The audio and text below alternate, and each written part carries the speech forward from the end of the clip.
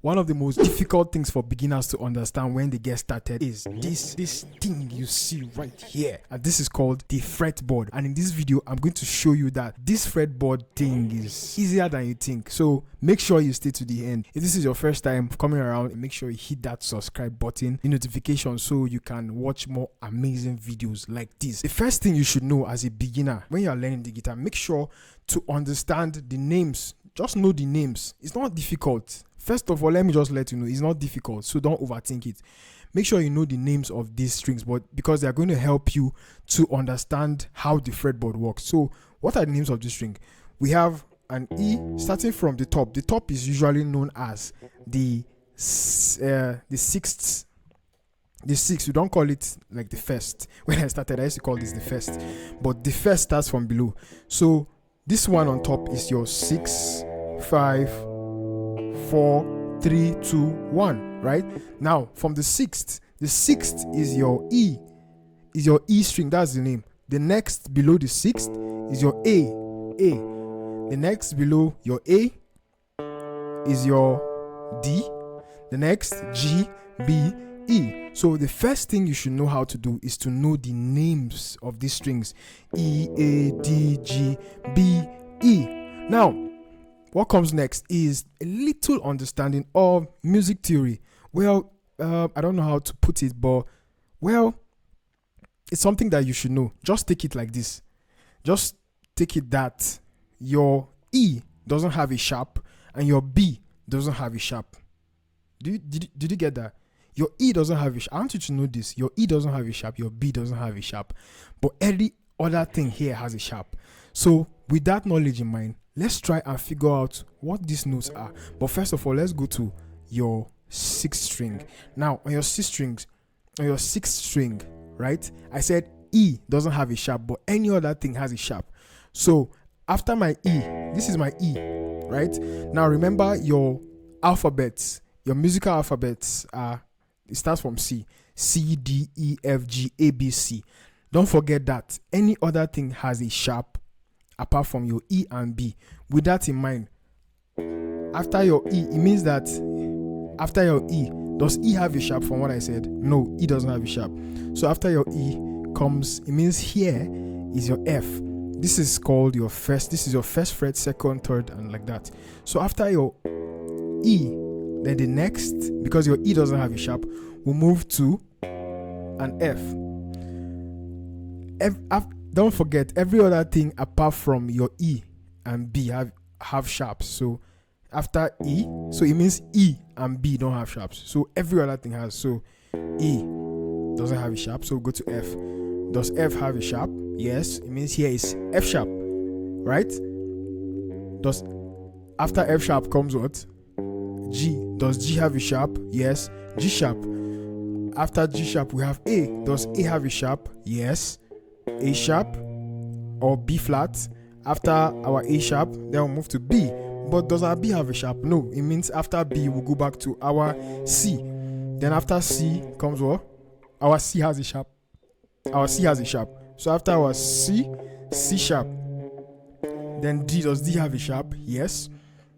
D sharp. Right? After our D sharp comes our E, and the pattern goes again. So you repeat the same thing for the next string, which is our A string. Now after our A, does A have a sharp? Yes, A has a sharp. So after A comes A sharp. So after our A sharp comes what? B.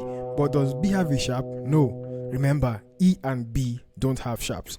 So after B, we have our C, then C sharp, we have D, D sharp, our E doesn't have a sharp, F sharp, G, G sharp, and our A. We move down to the fourth string, which is our D. Does D have a sharp? Yes. So D, D sharp. Then what? E, right? Does E have a sharp? No. E, F sharp, G, G sharp, A sharp, B, right? Does B have a sharp? Nope. Then we'll go back to C, C sharp. Then what? D, right? and then we're done with that string. Now we'll move to the next string, which is our E, A, D. The next string. Our G now. Our G, does G have a sharp? Yes, G has a sharp. So after G comes G sharp, A. Does A have a sharp? Yes. A sharp. Then B. Does B have a sharp? No. Then we go to our C. Means here is C. After C comes what? C sharp. Then D. D sharp. Our E, that doesn't have a sharp.